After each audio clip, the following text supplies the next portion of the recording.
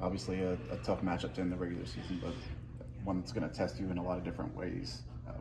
What is it about Illinois, the way they rebound, the way they have Right. a lot of skill guys that can let up the scoreboard? Yeah, I would say that's what jumps out the most. You always react more to like how somebody plays their last game and just their ability to get on the glass, their ability to chase rebounds, a little bit of everything. Like their quickness got a lot of rebounds, but their physicalness at all positions. A lot of times you don't see that across the board. You'll see, maybe a couple guys on the front line from a physical standpoint just overmatch people, but they have really good positional size and strength and quickness across the board. Their guards go to the boards, their forwards go, obviously their centers go to the glass, and I think that's what jumps out is their ability to steal those possessions.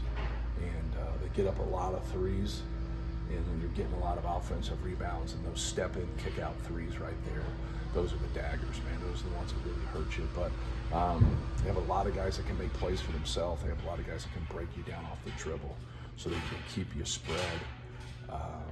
And then they really put you into binds, and you got to do a good job of having, good team defense. You got to do a good job of keeping the ball in front of you. Not that there hasn't been a game this season where rebounding hasn't been at the forefront, but without that singular physical presence you've had over the years. Correct. From a defensive rebounding perspective, how have you had to overcome that? Yeah, and that puts us like in a bind sometimes for us because, if we have to overdo things in terms of helping on drives, so if we're struggling to contain the dribble and then shots go up while we're helping, we're not going to be in a great rebound position. So if you can do a better job of keeping the ball in front of you, you can have a better block out responsibility. It doesn't like end our issues right there. It just gives us a better chance. When you're constantly rotating and then rotating and boxing out, it's not really boxing out at that point. You're just going to get it because that guy's already got a head start on you in terms of attacking the glass. So I think that's the most important thing for us is to be able to keep the ball out of the paint, but also we're going to get in some rotations, but just not be in rotations the whole game. That's where they break you.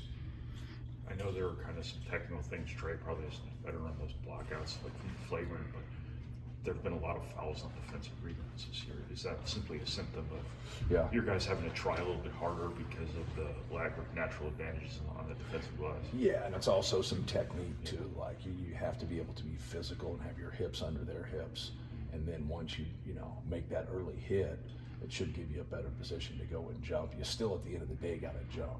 Like if you're just constantly being physical and hitting people and not releasing to go get the basketball, you're going to get tangled a lot.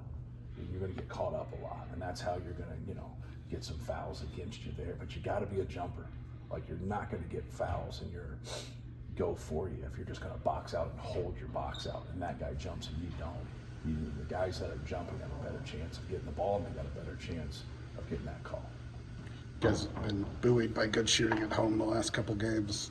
How do you just maintain that on the road in an environment like Illinois? I think it starts with, generating a good shot. So if you can defensive rebound and push the ball in transition, that's going to help our efficiency offensively. But then being able to execute on the offensive end, then getting good looks, whether we're running something for that shot or we're running something for somebody else and we end up, they overdo that and we end up getting those good shots. So it comes down to defense and being able to secure rebounds and getting in transition, and then being able just to be efficient on the offensive end. It's just getting those threes isn't us like anointing that, hey, we're going to shoot a bunch of threes. It's going and trying to execute. There is another team out there, and how they defend things and how they do things will be different. It's just like everything that you got in the last game. Like these coaches we go against aren't fools. Like they're gonna go watch and try to take that away as much as possible, especially when there's some level of a pattern. How much value do you put on getting a double bye for the Big Ten tournament? And is it good to have some stakes, I guess, for this final game?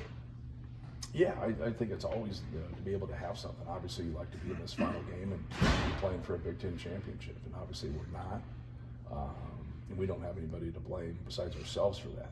We put ourselves in a pretty good position, and we just didn't get the job done. And now you got to be able to push on and play for something else. And this is one of those games. So if we can win this, we get that double bye. And I think at this point of the season, coaches look at it like more for the rest than anything. You know, now like, hey, if we play on Thursday, we got to win 4 games to win the Big Ten tournament. If you play on Friday, you got to win 3. I think it comes down to being that simple and getting yourself ready, because you're not gonna.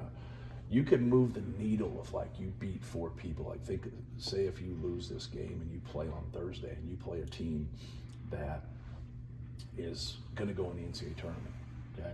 Then the next game is a team that's going to be a 3-4 seed. Then the next game is going to be a team that's a 1 or 2 seed, probably not a 1 seed, but a 2 seed. And then you get to the final and you got another team that's going to be a 2 to 3 seed. And so if you can do something like that, you're going to move the needle. But if you're just going to beat a team that's on the fringe to get in the tournament and you beat one other team that say is a 3, 4, 5 seed, you can move it a little bit. There's a lot of data. It's no different than somebody at the end in September with their batting average in the major leagues. Like right now, you can go 3 for 4. You got 500 at bats. That's not going to move it. But if you go 3 or 4 in May, you're going to move your batting average. And so people go, well, why don't you move? Like, why don't they move? Well, they don't. Right away, they don't understand what's going on. So just because I'm a 4 and we have a win doesn't mean we're going to be a 3. We could be the worst 4. If we're the worst 4, we could actually have 3 really good wins and might not still be a 3. But if you're closer to that and you're the best 4, now you have 3 really good wins. You can go to a 3 then. Like you can get moved up, or 4 to 5, 5 to 6, whatever it might be. And so I think that's what you got to kind of look at. And that doesn't guarantee anything either, right? We've seen that from a style standpoint, getting into the NCAA tournament. So just win the next game. There's a lot that goes on. I know you guys ask a lot of questions and we give a lot of answers, but win the next game. Like we got a tough game our next game. And no matter what happens, we're going to have a tough game in the Big Ten tournament. And no matter what happens after that, we got another tough game in the Big Ten tournament, or we got a tough first round game in the NCAA tournament. So, you know, feel fortunate that we're in a good position to where we're not sitting there saying, hey, we need 2 to 3 wins here to get into the NCAA tournament, because there's people there that have put themselves on that bubble, and then they are. Because the goal is not just to get in, but the goal is to get in and to win games. So. Does your schedule change, like days off that you give them, depending on whether you play Thursday, Friday? Like Yes. what you guys have coming up Yes. here? I don't like to practice 3 days in a row. So after the season gets going. Just matching up with Kasparis, obviously a big Yeah. point guard. Yeah. What are the challenges of kind of dealing with him? Well, you know, when you're going to allow him, or he's going to get to angles, he's going to be very effective. Like good players are effective when you give him space and you give him angles. So, you know, he's just a good lead guard. You know, he can score for himself on drives. He can make step back threes. He's a great passer. He's got a really good feel. He has a lot of experience playing in high level games, which a lot of freshmen don't. But obviously, with his background, he does.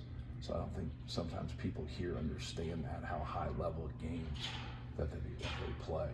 And so like even as a 14, 15, 16-year-old, like you play in some really, really high level games in unbelievable environments. But no, he's a fabulous player. He's got a great future.